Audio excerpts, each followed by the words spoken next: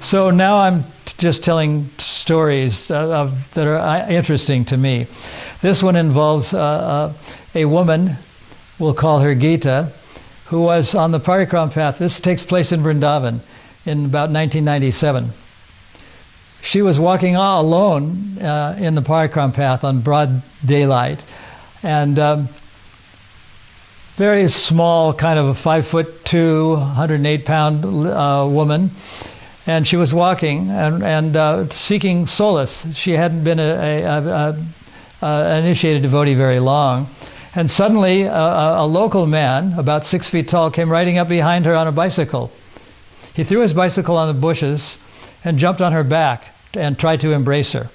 She immediately threw the man off and faced her opponent and assumed a stance that she'd learned when she was 14 years old from an Oriental class that she took in self-defense, and said in a very loud voice, "Ha!"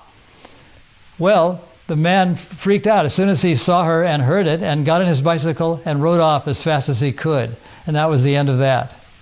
Hare Krishna.